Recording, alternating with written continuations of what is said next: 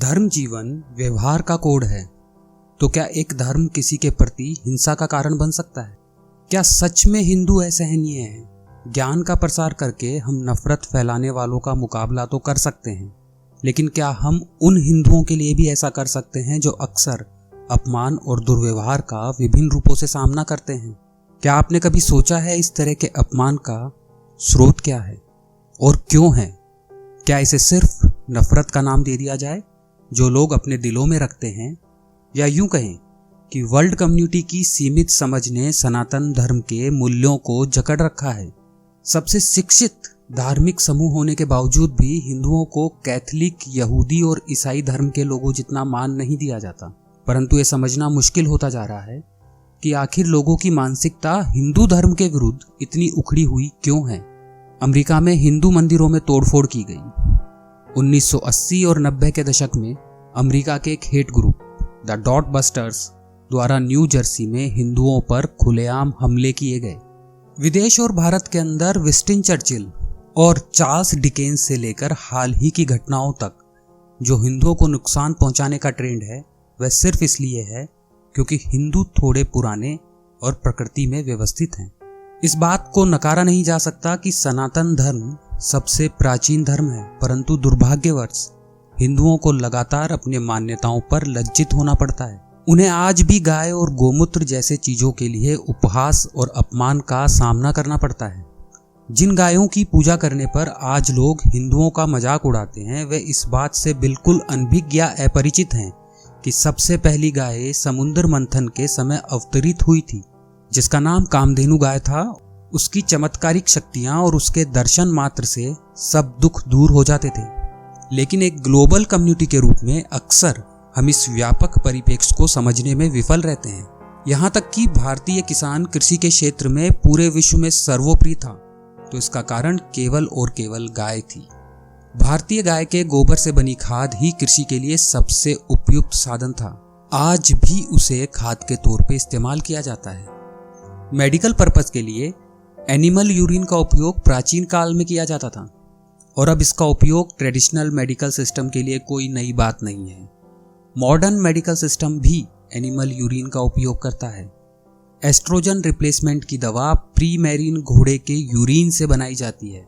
इसलिए अगर इस दुनिया की मॉडर्न वर्ल्ड कम्युनिटी घोड़े के यूरिन से बनी हुई दवा का उपयोग कर सकती है, तो मेडिकल पर्पस के लिए हम हिंदू गोमूत्र का उपयोग क्यों नहीं कर सकते?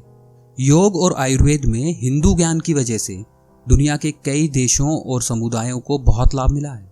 उदाहरण के लिए द हिमालय ड्रग कंपनी, जिसकी स्थापना एक मुस्लिम मोहम्मद मैनल ने की थी, यह कंपनी खुद के प्रोडक्ट में कई आयुर्वेदिक औषधियों का उपयोग करती है और पश्चिमी देशों में यह व्यापक रूप से लोकप्रिय है। कई बार इंटरनेशनल मीडिया ने गाय और गाय के उत्पाद पर आधारित शोध में निवेश करने के लिए भारत का मजाक उड़ाया है। जब अमेरिकी शोधकर्ता गायों का उपयोग HIV जैसे घातक वायरस से लड़ने की तकनीक का पता लगाने के लिए करते हैं, तो कोई भी उनका मजाक नहीं उड़ाता। और भारतीय मानसिकता तो ये कहती है कि किसी को मजाक उड़ाना भी नहीं चाहिए। परंतु इसी के विपरीत, क्या ये एक सोची समझी साजिश का हिस्सा है, या केवल एक मानसिकता जो हमेशा हिंदुओं को अपना निशाना बनाती है? क्या ये समझना आवश्यक नहीं कि अगर हिंदू धर्म नहीं होता तो आज गाय भी नहीं होती? गाय से अलग विज्ञान की बात करें तो इसमें भी हिंदू धर्म सदा आगे रहा है। वेद विज्ञान आलोक ग्रंथ वैदिक विज्ञान संबंधी साहित्य का अति महत्वपूर्ण और क्रांतिकारी ग्रंथ है। इस ग्रंथ में cosmology, quantum field theory, plasma physics, particle physics और स्ट्रिंग थ्योरी जैसे अति महत्वपूर्ण और गंभीर विषयों पर विवेचन है। जिस प्राचीन धर्म ने विज्ञान की नींव रखी हो, उसे आज हर बात को वैज्ञानिक तौर पर सिद्ध करना पड़ रहा है। एक जिम्मेदार वर्ल्ड कम्युनिटी के रूप में हमें उन वैज्ञानिकों के प्रयास के लिए आभारी होना चाहिए जो बीमारियों के इलाज के लिए समर्पित हैं। हमें यह समझना चाहिए कि बीमारी का कोई धर्म नहीं होता, परंतु यही बात जब सनातन धर्म पे आती है तो परिप्रेक्ष्य बदल दिया जाता है। हिंदुओं का इसलिए भी मजाक उड़ाया जाता है क्योंकि वह गाय की पूजा करते हैं। अगर गाय की पूजा करना तर्कहीन और अनसाइंटिफिक लगता है, तो ईसाइयों का एंजल्स में विश्वास करना कौन सा वैज्ञानिक सिद्धांत है? अगर हिंदुओं ने इन बात पर अपनी सहमति नहीं दी तो उन्हें असभ्य करार दिया जाता है। अमेरिका में कुल 88% ईसाई एंजल्स में विश्वास करते हैं, तो दुनिया का सबसे विकसित देश होने के नाते उसे यह बताना चाहिए कि एंजल्स में विश्वास के पीछे कौन सा वैज्ञानिक सिद्धांत है। परंतु उन पर यह सवाल उठाने की आज तक किसी ने हिम्मत नहीं की।